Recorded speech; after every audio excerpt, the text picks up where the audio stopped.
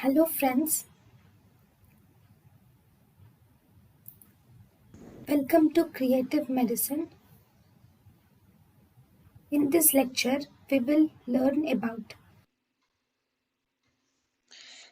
Insulin delivery methods. In the insulin delivery methods, we have different methods of insulin delivery. We have insulin syringes can be used and insulin pens can be used. These insulin syringes and insulin pens are most widely used methods of insulin delivery, and they are also most compliant method also.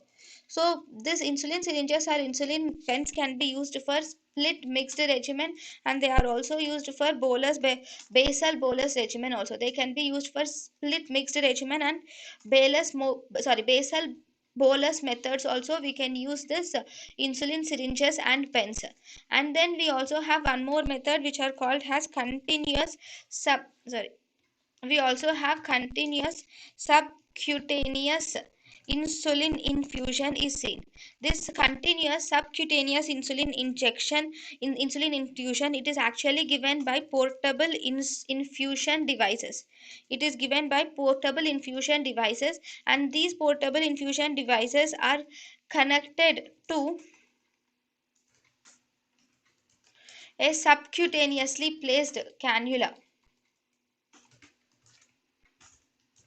So first we will place a cannula in subcutaneously into the patient's stomach, patient's skin. Subcutaneously a cannula is placed, and this cannula is actually connected to the portable infusion pumps or infusion devices. Okay, now, so here for continuous subcutaneous insulin infusion, here only a regular insulin or a faster acting insulin analog is used. You will use only regular insulin, or faster acting insulin analog is only used with this in this subcutaneous insulin infusion. The pump is actually, here the insulin pump is programmed in such a way that it delivers the insulin at a basal rate, at a low basal rate. That is, it can deliver the insulin at around 1 unit per hour, and it can also uh, develop or give meal boluses can be given, which is almost 4 to 15 times more than the basal rate. So 4 to 15 times more than the basal rate, such high doses of pre-meal boluses can also be given by this infusion pump. Theoretically, it is more appealing, but there is no advantage is seen over the insulin syringes and pens, because even here we are giving the same insulin, but the only difference is even this basal bolus or split regimens also contain longer acting insulin, which are released slowly at a basal rate. So obviously this is almost similar to this mechanism only, but there are less injections.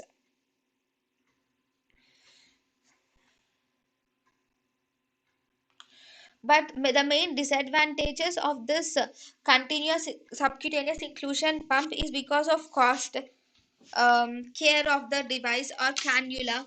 All this is also important in the patient. And this subcutaneous insulin infusion is actually appropriate only for selected patients. It is only appropriate for selected patients of type 2 diabetes mellitus. It cannot be used for all.